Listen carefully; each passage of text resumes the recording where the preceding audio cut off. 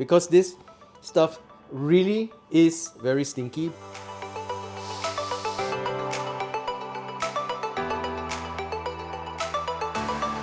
So you may be wondering, claypot rice without a claypot is claypot rice? Meh. The reason I'm showing you a recipe of claypot rice without a claypot is because I know a lot of you don't have a claypot. So if I show you a recipe with a claypot, you probably just look at it and say, oh, very nice, but not practical. Go and buy a claypot just to make this. We're gonna use a saucepan that I'm sure all of you have at home, a non-stick saucepan, the one that you use to fry everything, and we use that to make claypot rice. And I assure you, you're gonna get the nice crust at the bottom and all the flavors of the claypot rice into that one dish, and it's so easy to make. So today we're using this particular brand, which is Okome. You want to check out the country of origin. You see, it says that it's product of USA, so you know that this rice comes from the US. So even though it was first cultivated in California, that's why it's called Calrose, it's now grown everywhere around the world. So if you want a good quality Calrose rice from the USA, make sure you check out the label. It's called zhenzu mi because when you cook it, it's like the Japanese style rice where it's a little bit clingy and very moist, and it's got a nice bite. So for this recipe, we're using 2 cups of rice. That'll be good for 3 to 4. You need about half a cup of rice each. Okay, we're gonna rinse the rice. So you gotta give the rice a little bit of a massage. Just rub it in your hand like this gently. So it's important to do this because that outer layer sometimes gives it a bit of an off fragrance, you know. Okay, so you want to rinse it maybe 2 or 3 times to make sure that the water is clear. So see, now the water is relatively clear. We'll leave it in there to drain. In the meantime, we'll prepare the chicken. So I've got 2 chicken thighs today, about 300 grams of chicken meat. So I'm just going to cut it into bite-sized cubes.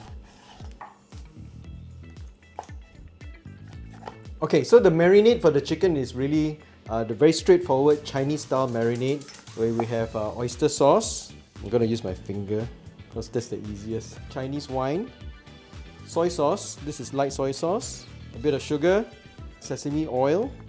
The cornstarch is very important actually because the cornstarch will help to coat all the chicken pieces with very thin layer of starch so that when you cook, it will help to keep the juices in and make it more tender.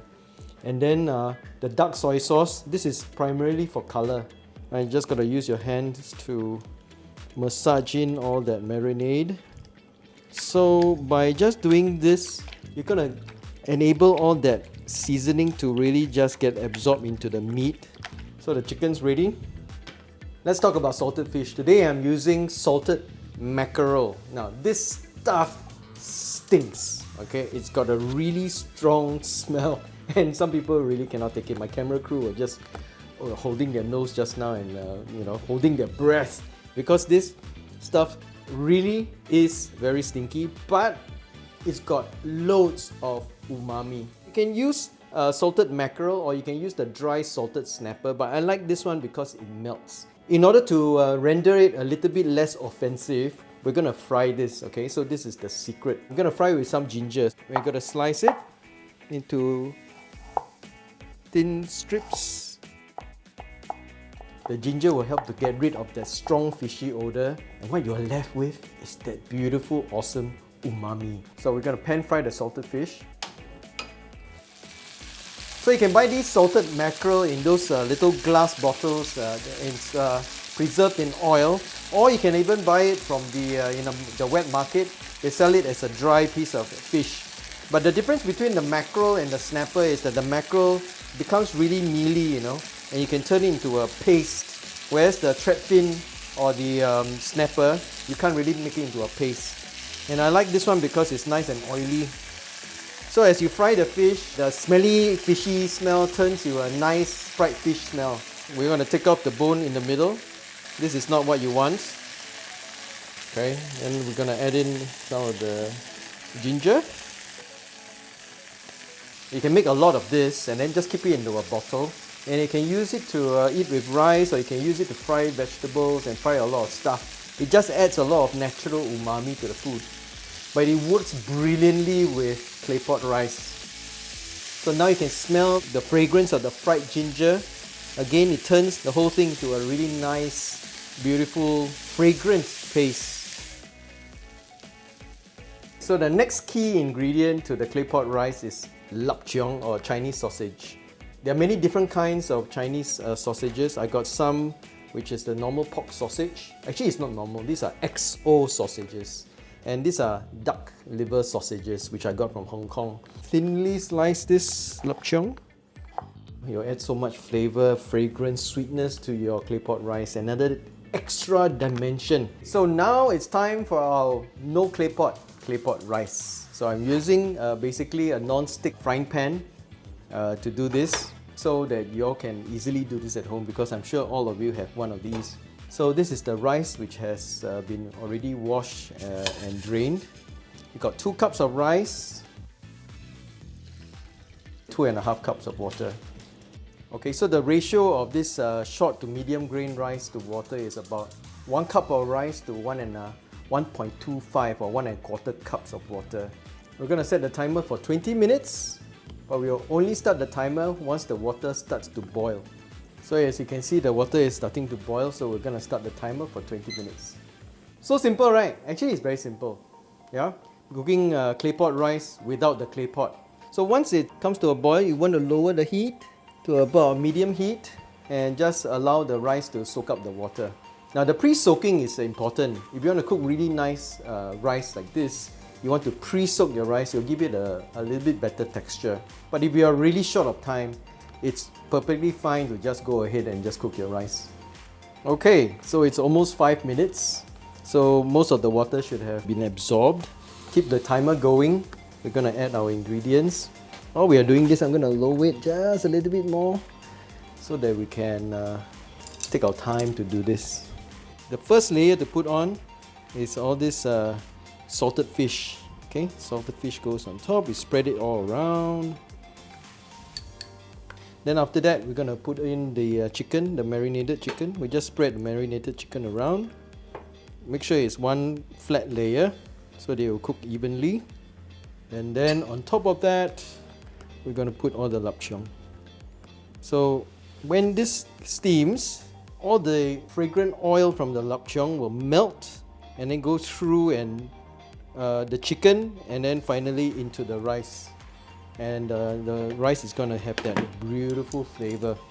Okay, turn it back up to medium heat, and we've got another 13 minutes of cooking.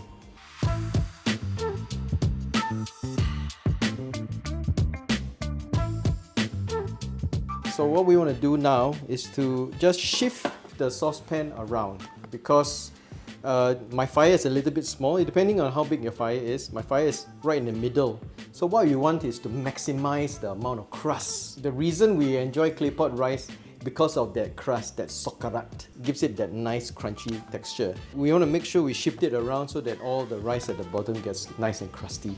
In the last 5 minutes or so, what we want to do is add a bit of oil so that we can get the rice to really crisp up even better. Yeah. So you can hear that sound. I'm just going to put oil at the side like that. Okay, you can hear that, right, when the oil goes up. Yeah, that's sizzling. Alright, so that rice is going to be nice and crisp.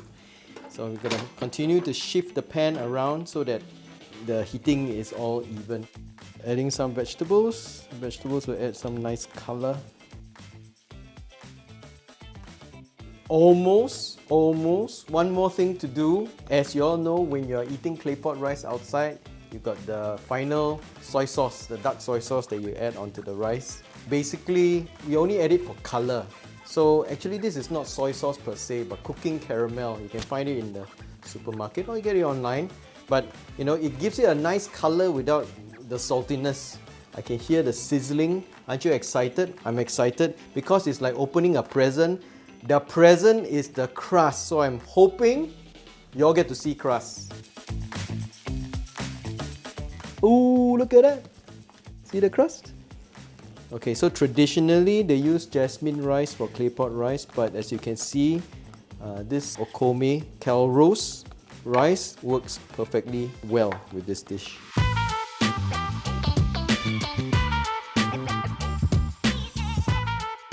Now it's time to eat. You can just smell that combination of that salted fish. Okay, it's not stinky anymore. It's a beautiful aroma with a little bit of that rose wine fragrance from the lapcheong. And of course, we got a nice piece of crust. Yummy.